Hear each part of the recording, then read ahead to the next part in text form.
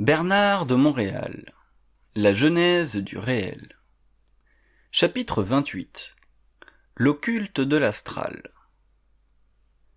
L'astral est un monde en lui-même, créé par la lutte entre les forces de l'involution et celles de l'évolution, et régi par des intelligences très avancées qui exercent leur pouvoir sur les âmes qui retournent à la mort après l'expérience matérielle.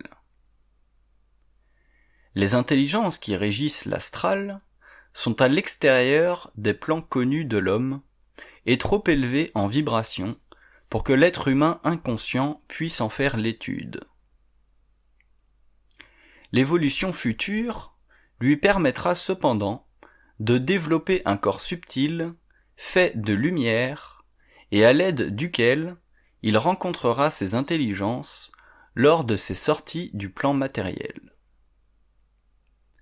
Ces expériences lui permettront de comprendre par lui-même l'organisation invisible des gouvernements qui veillent à l'évolution ou à l'involution de la conscience expérimentale dans l'univers. L'univers est divisé en deux champs de force d'égale puissance. Cette égalité permet un parfait équilibre entre ce qui gouverne et ce qui est gouverné. La recherche constante de cet équilibre est la base des luttes de pouvoir que nous connaissons sur Terre, à une échelle très restreinte. Le monde de l'astral représente une portion de l'univers gouverné, incapable de se suffire à elle-même et de se gouverner. L'ensemble de ces sphères gouvernées cherche à se nourrir de l'homme, car celui-ci représente une catégorie d'expérience qui un jour se gouvernera par elle-même lorsqu'il aura développé une conscience suffisante en volonté et en intelligence pour lutter et abolir le pouvoir de l'astral sur Terre. La compréhension occulte de l'astral donnera naissance à une science mentale supérieure au cours de l'évolution de la conscience supramentale. Il sera impossible à l'homme de connaître les lois de l'astral et de son organisation hiérarchique tant qu'il ne sera pas parfaitement libre de ses voiles. La connaissance des plans deviendra le plus grand champ d'étude et d'exploration psychique de l'homme, tellement profonde sera son étude de ce plan parallèle qu'il y fera une percée absolue à partir d'un mental évolué jusqu'à ce qu'il puisse utiliser son véhicule éthérique. Avec celui-ci, il pourra enfin commander à l'astral de travailler pour lui. L'homme ne pourra faire travailler l'astral à son avantage que lorsqu'il aura complètement neutralisé l'activité dans sa propre vie, ce qui marquera le début du pouvoir de la lumière sur les plans sombres de la conscience involutive. L'astral, en tant que monde parallèle, est soumis à des lois qui condamnent l'homme à l'inversion de son énergie malgré son intelligence. Autrement dit, l'homme est piégé par l'astral tant qu'il est assujettissable à une forme ou une autre de domination à partir de ses failles. Tant que l'homme pourra reconnaître qu'il a des failles, il sera astralisable. Lorsque l'homme reconnaîtra qu'il est libre de toute faille, il connaîtra une conscience mentale pure, épurée de tout lien avec le plan astral. En temps et lieu, l'homme nouveau saura et comprendra ce que veut dire être libre de l'astral. Il réalisera que l'astral est non seulement un plan intelligent, mais qu'il peut l'être à un point tel que l'homme risque de s'imaginer que sa grande intelligence est pure alors qu'elle est astralisée. C'est dans l'évaluation de son pouvoir de volonté, joint à son intelligence de plus en plus réelle, que l'homme saura parfaitement s'il est ou n'est pas astralisable. À partir du moment où l'homme le saura, sa conscience deviendra un nouveau corridor pour le mouvement de ses forces internes, corridor qui lui servira demain à sortir de son corps matériel en conscience éthérique. Mais l'homme ne pourra évaluer la réalité de son intelligence qu'en constatant les erreurs qu'il pourra encore commettre à cause des voiles trop subtils qui encombrent sa conscience involutive. L'astral est un monde et non simplement un terme décrivant un état quelconque de la conscience de l'homme. C'est en considérant l'astral comme un monde que l'homme nouveau pourra y pénétrer en conscience et en découvrir l'organisation planétaire et systémique. Il ne s'agira plus pour l'homme nouveau de constater l'occulte de l'astral selon les interférences que ce plan provoque dans sa vie. Il devra réaliser que l'astral fait partie de la conscience animale de ses corps inférieurs, qui peut être très développée, mais qui, tout de même, est reliée à l'activité de l'âme, cette force en lui qui découle de la lointaine rupture entre l'homme et les circuits universels. L'astral étant un monde réel mais illusoire dans la manipulation qu'il fait de l'homme, il deviendra de plus en plus évident à l'homme nouveau que la gestion de la conscience humaine est une affaire d'inversion de l'énergie humaine. L'énergie de l'homme fut invertie depuis des millénaires, car les pôles de la planète Terre sont dans un axe qui coïncide parfaitement avec la polarité magnétique du corps astral. Cette polarité est due à la descente de fluides dans l'homme qui proviennent d'une zone d'énergie contrôlée par les forces intérieures de la planète.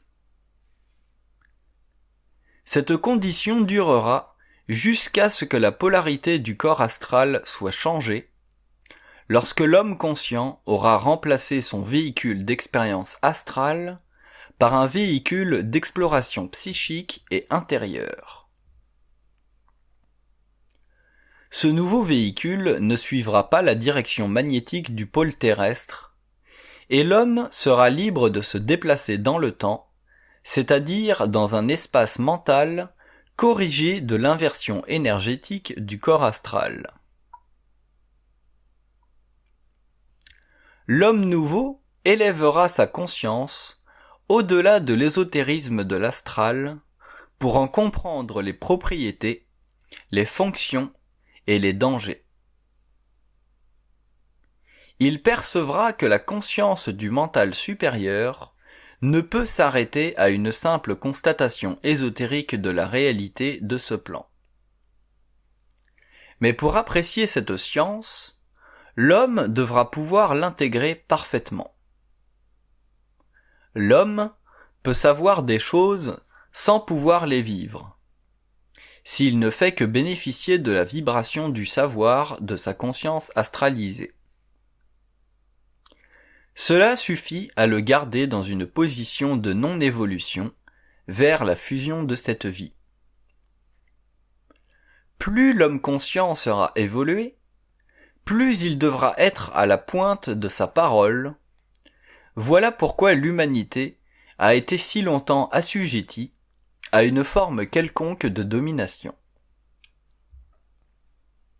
L'homme nouveau et conscient, qui vivra sa conscience à la pointe de sa parole, verra que la conscience supramentale est une conscience d'action et non une conscience d'impression. L'astral est un monde occulte que l'homme nouveau doit parfaitement comprendre dans sa réalité mentale. il doit la comprendre en fonction d'une vibration supérieure de son psychisme qui lui fera reconnaître que l'astral défie l'intelligence jusqu'à ce qu'elle défie l'astral. Tant que l'homme craint de défier l'astral en lui, il en est prisonnier, même s'il est intelligent des lois occultes de l'astral. Pour l'homme conscient, défier l'astral veut dire évaluer son intelligence face à celle de l'astral en lui, qui sera toujours plus évidente tant que l'homme n'aura pas dépassé le mur psychique de la mort.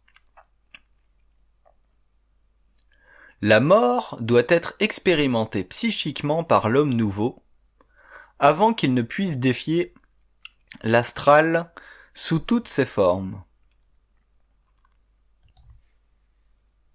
La mort psychique que l'homme nouveau devra connaître avant de sortir pour toujours de l'astral se traduira dans une expérience quelconque où il sera obligé, voire forcé, de prendre une décision parfaitement intelligente. Tant que l'homme n'aura pas été forcé, dans sa vie évolutive, à prendre une décision parfaitement intelligente, il n'aura pas dépassé les limites de l'astral et devra s'attendre à ce qu'un jour, cette prise de conscience se produise. Ce sera un signe qu'il n'est pas suffisamment fort pour assumer la totalité de son intelligence créative et qu'une partie de cette intelligence demeure afin que l'homme puisse supporter la vie planétaire sans trop d'épuisement psychique. La mort psychique de l'homme nouveau sera à la mesure de sa force intérieure et ne pourra être utilisée dans sa forme que par cet homme. Elle ne pourra s'apparenter à d'autres morts psychiques vécues par d'autres hommes à des fins d'évolution parallèles. L'astral étant un monde intégral, ce n'est que la mort psychique qui permettra à l'homme d'en sortir afin de recouvrer sa liberté réelle et radicale. Il ne peut y avoir deux faces à la liberté de l'homme. Seule la liberté astralisée et illusoire possède deux faces ou plus.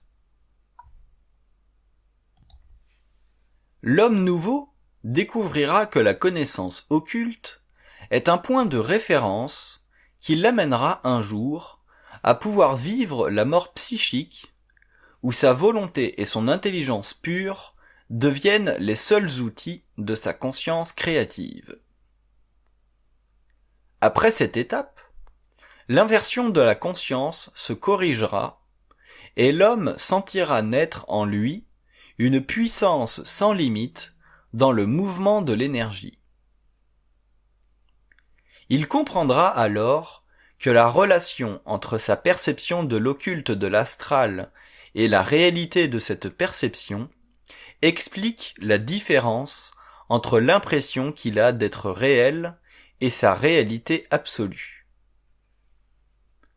À ce stade seulement, les hommes conscients pourront vivre d'une énergie transposable sur tous les plans de leur réalité, et ils commenceront à vivre de la communication télépathique à distance, voire d'un plan à un autre.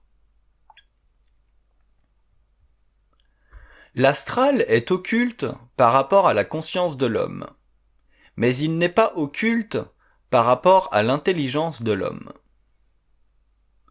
L'homme nouveau vivra d'abord sur le plan de la conscience, en fonction de l'inversion de son énergie en évolution. Puis, il connaîtra le renversement de son énergie, qui annulera sa conscience involutive, et le projettera dans l'intelligence du monde mental, où sa pensée ne sera plus le reflet de ses failles planétaires. Tant que l'homme nouveau parlera de conscience, c'est qu'il n'aura pas établi le rapport parfait entre son ego et sa lumière. Lorsque celui-ci sera établi, il ne parlera plus de conscience, mais d'intelligence. Il pourra bien sûr parler aussi d'intelligence, alors qu'il ne sera que dans le processus de l'évolution de sa conscience, et ceci fera partie de ses illusions. L'astral étant un monde à part entière, que l'homme nouveau devra vivre complètement, jusqu'à pouvoir s'en sortir psychiquement au cours de son évolution.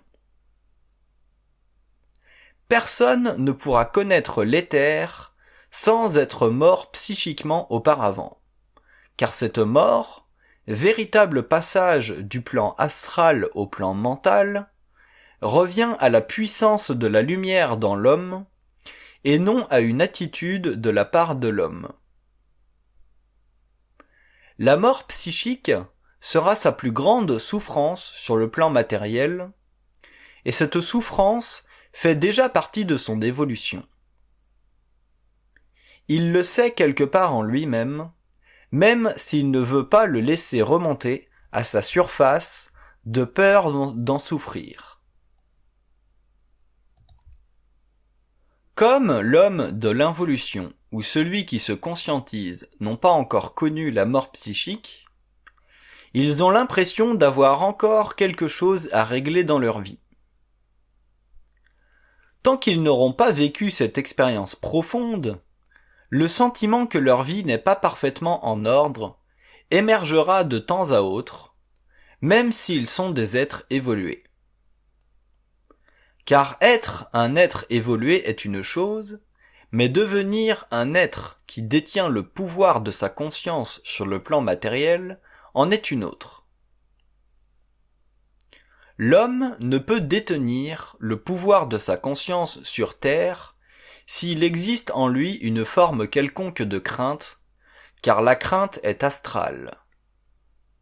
Elle fait partie des lois inexorables de la mort, qui doivent être renversées afin que la vie soit, sur le plan matériel, parfaite dans sa puissance et sa longévité.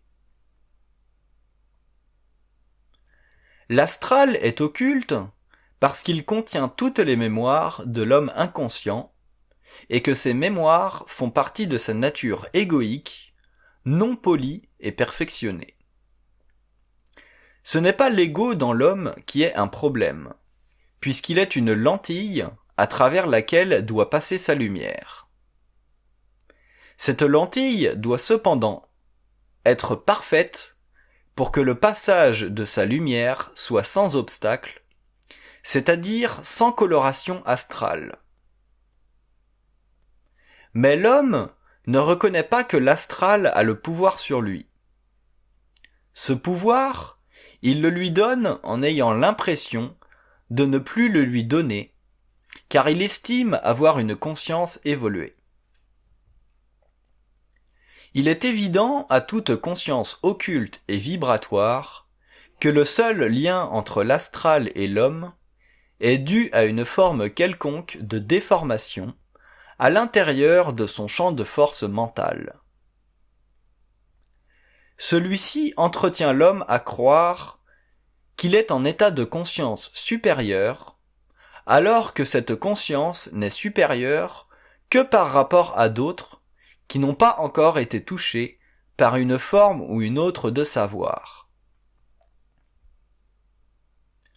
La supériorité de la conscience de l'homme n'existe qu'en fonction de la capacité qu'a ce dernier de vivre la mort psychique.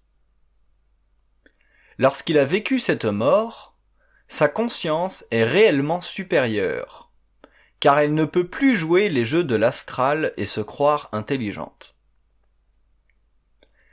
L'intelligence de l'homme n'est pas une mesure de l'homme, mais une mesure de l'esprit dans l'homme. Si celui-ci ne vit pas sur le plan de son esprit, comment peut-il parler d'intelligence ? Il faudra donc parler d'intelligence intégrale pour différencier un processus en évolution d'un processus en fusion. Le plan astral représente la totalité des forces imaginaires inconscientes chez l'être involutif. Ces forces sont liées à l'expérience de l'âme et poussent l'homme vers un type d'expérience selon les besoins évolutifs de son âme. Le plan astral fait partie de ce qui pourrait être appelé précisément le plan de la mort. Celui-ci constitue en fait un plan de vie où des intelligences, des entités, continuent au-delà de la chair à influencer sur le comportement mental et émotif humain afin d'en retarder l'évolution vers une conscience intégrale. Cette dernière est extrêmement redoutée des forces supérieures de l'astral qui ont pour fonction de garder l'homme en otage jusqu'à ce qu'il ait dépassé le niveau planétaire de sa conscience expérimentale.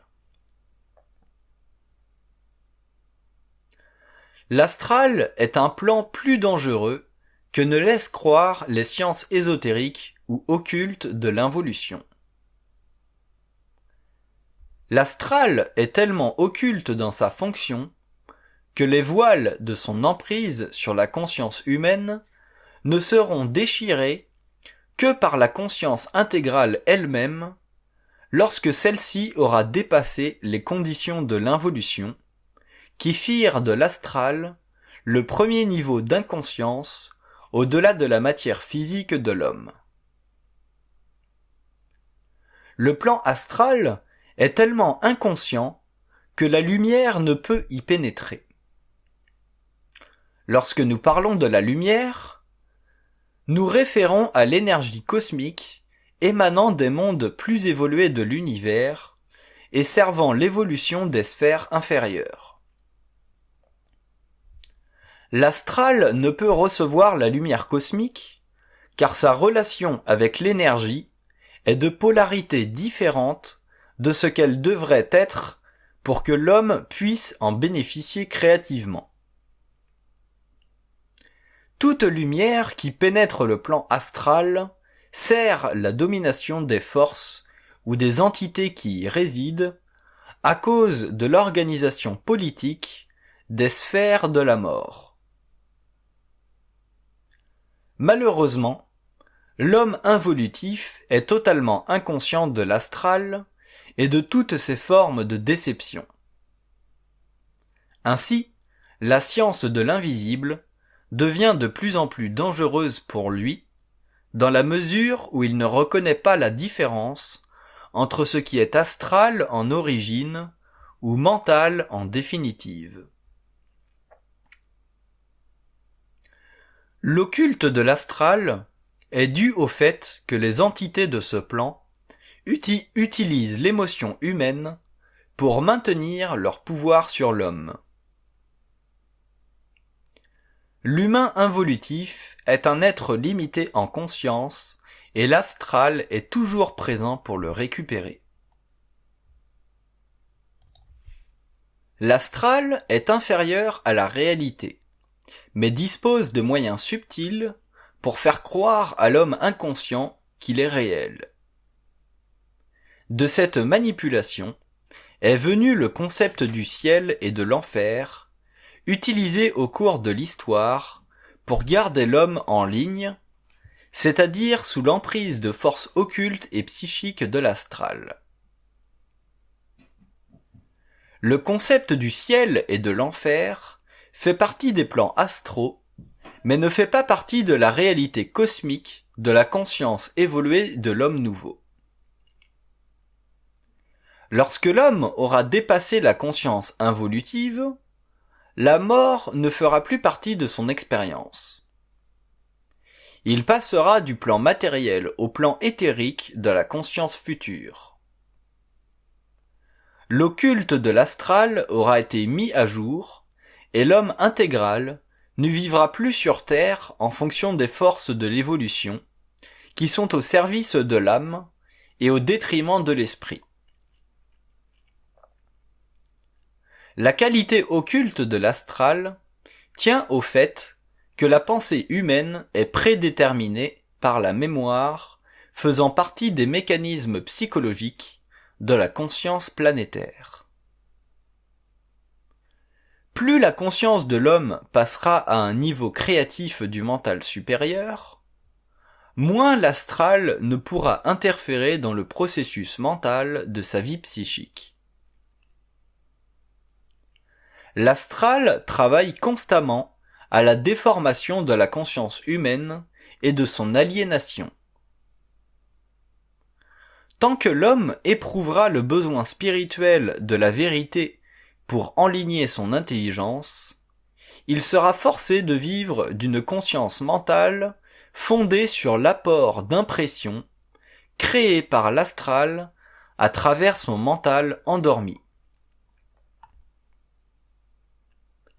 Même si le plan astral demeure pour l'homme une dimension imaginaire, il affecte pourtant l'homme sans cesse au cours de sa vie inconsciente.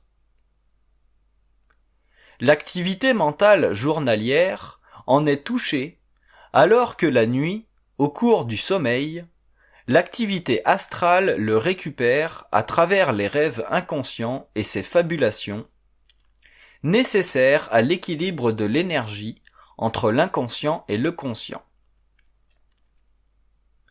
L'homme intégral verra sa vie mentale se transformer le jour et la nuit, et sa conscience sera de plus en plus créative. La surimposition de la conscience astralisée cessera pour laisser place à une lucidité intelligente. Les lois de l'astral seront dévoilées par une nouvelle science de la psychologie de l'être.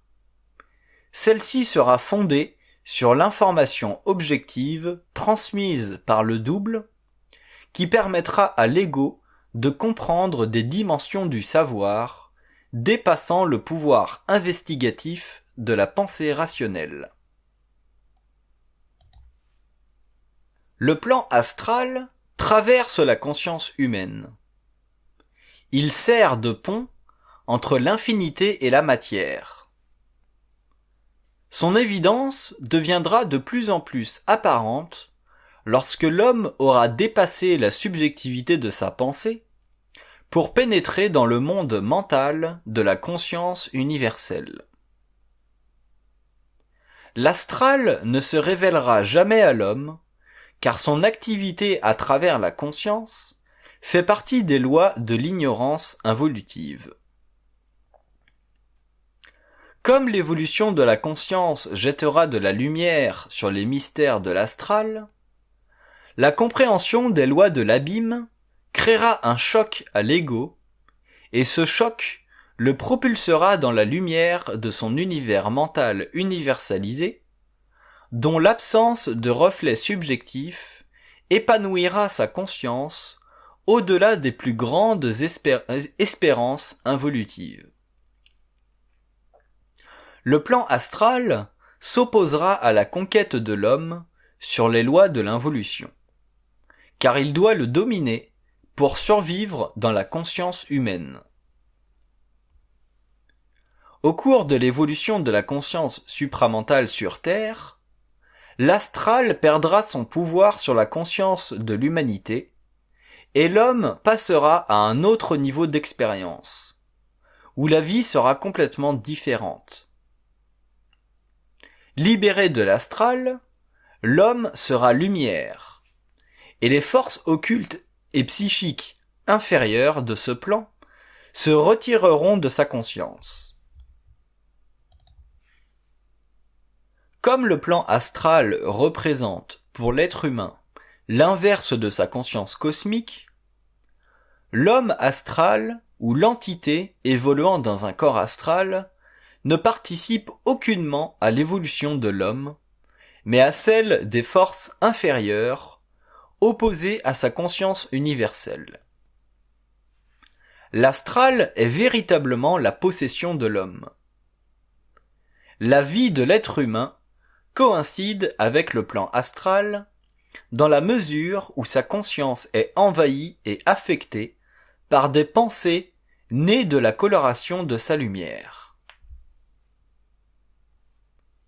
Les pensées colorées par l'astral ne font pas partie de sa conscience intégrale, mais de sa conscience karmique. Celle-ci sert de lien entre l'expérience de l'être inconscient et les entités de l'astral qui œuvrent sur des plans de vie dont le secret profond est inconnu de l'homme involutif. Pour cette raison, l'homme nouveau devra se livrer à la conquête du pouvoir de l'astral sur sa conscience avant de bénéficier de son intégralité psychique. Le plan astral réunit non seulement la mémoire de l'âme, mais aussi les liens entre cette mémoire et celle de l'humanité. Dans la mesure où l'homme demeure inconscient de l'astral dans sa vie, il ne peut concentrer en lui les forces nécessaires à la transmission de son énergie universelle à travers le système complexe de sa conscience cellulaire.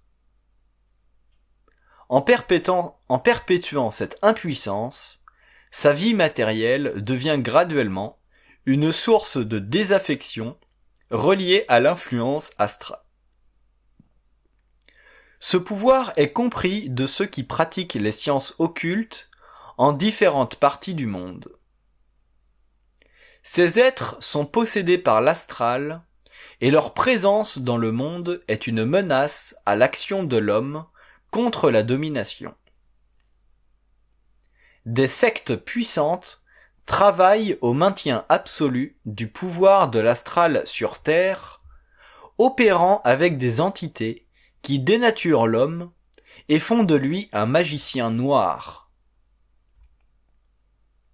La prochaine époque verra ces êtres disparaître sous l'impact des sciences de la lumière, qui travailleront à l'effondrement du pouvoir de l'astral et de ses formes occultes sur le globe.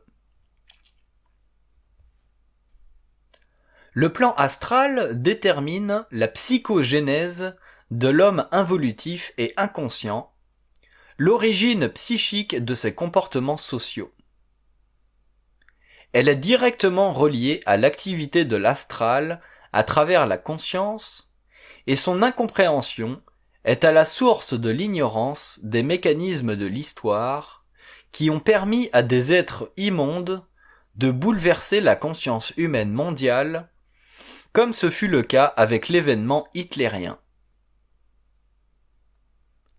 L'humanité ne sera à l'abri de ces monstres humains que lorsque les communautés scientifiques et politiques auront finalement compris que des forces occultes traversent certains êtres et les possèdent afin de créer sur le plan matériel une grande souffrance dont le but est d'imprimer dans la conscience de l'homme l'impression de son impuissance à se libérer de ce qu'il appelle le mal.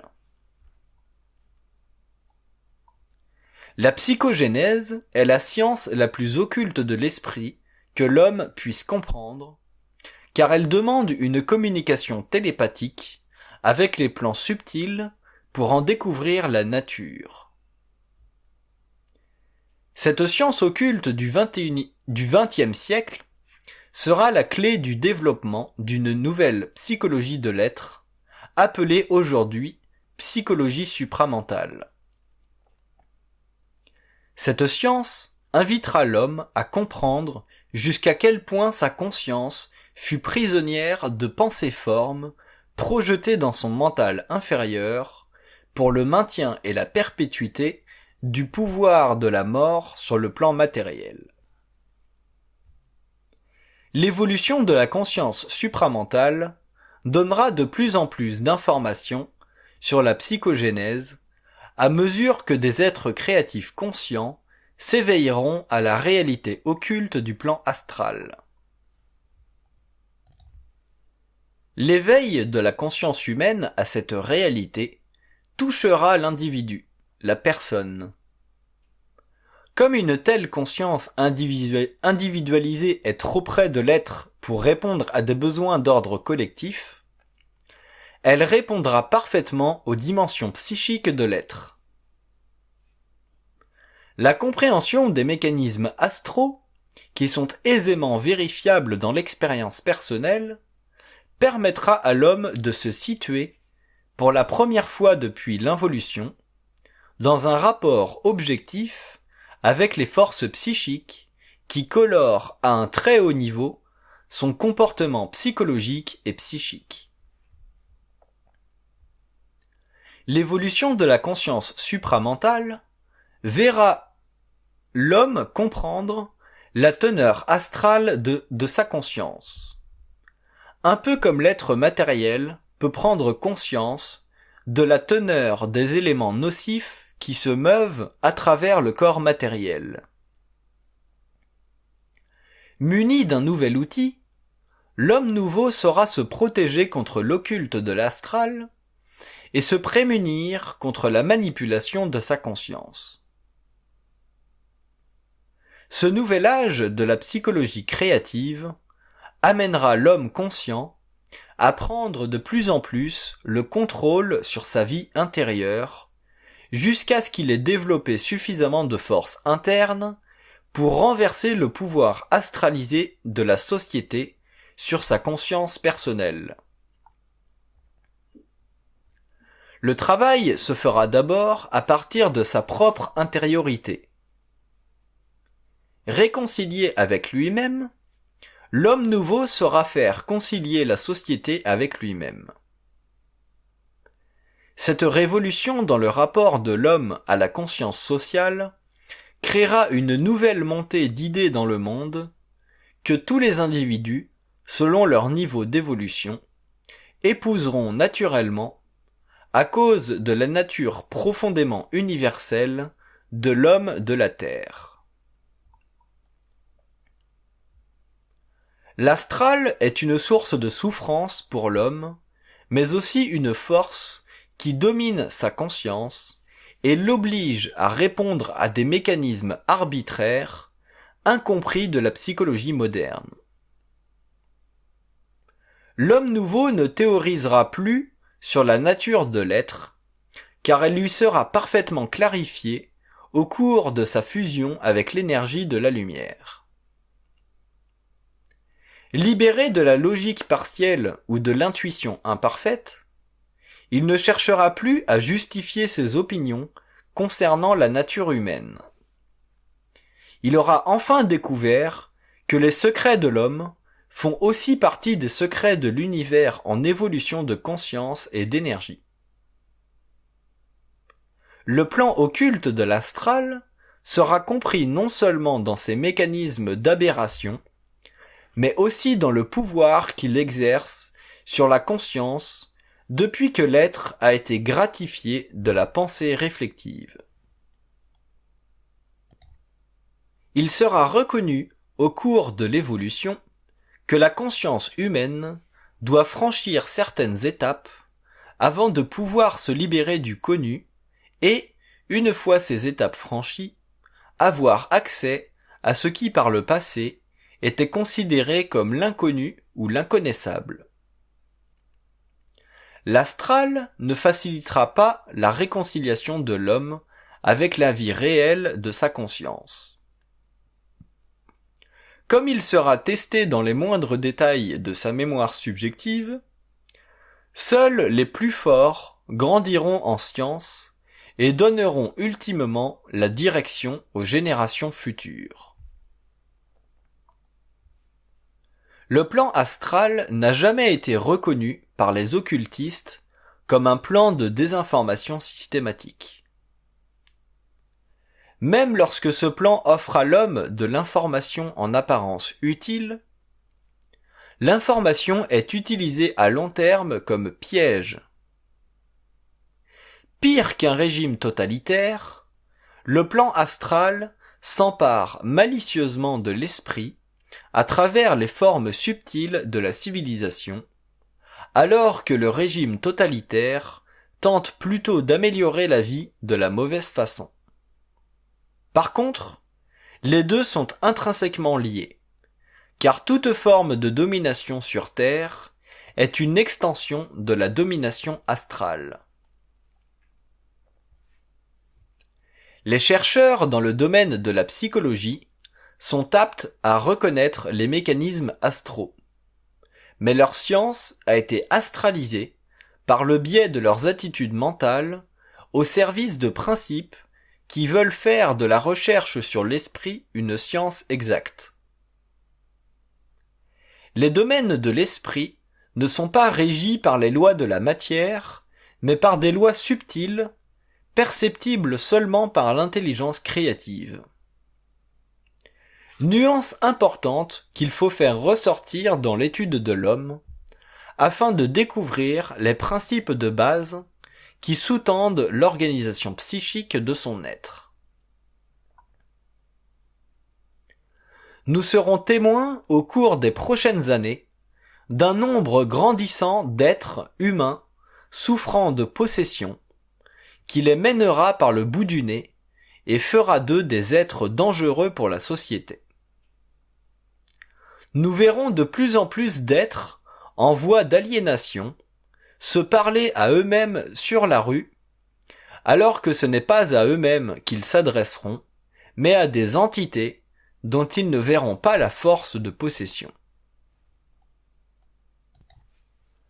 Le monde astral est anti-homme à tous les niveaux, et même là où il apparaît bon, il est dangereux, car la subtilité de ses manipulations est trop grande pour l'homme de la masse. Celui-ci est inconscient des dangers que vit une humanité qui fait trop confiance à la logique pour comprendre que l'univers est vaste et que ses lois sont obscures pour la majorité des hommes et même pour les plus intelligents de ces académies scientifiques. La psychologie et la parapsychologie doivent s'unir dans l'étude du réel afin que la compréhension de celui-ci vienne en aide à une multitude grandissante qui souffre de malaise que la science cartésienne ne peut soulager sans risquer de détruire la fabrique de l'ego. Les Hitler, Adi Admin, les Manson, les Jones, pour n'en mentionner que les plus notoires, sont des adeptes de l'astral. Certains d'entre eux l'ont réalisé, d'autres ont été pris au piège. Le mal qu'ils ont fait est incontestablement anti-homme et anti-vie, ainsi que l'astral l'exige. Toute personne qui est suffisamment dans sa lumière ne peut pas être trompée par ce plan, qui a fait de l'humanité la plus souffrante des races dans l'univers local. Les temps viennent où de grandes choses seront révélées aux hommes de la terre, afin que les plus avancés puissent servir de guide à ceux dont l'esprit n'a pas encore atteint sa pleine maturité créative et universelle.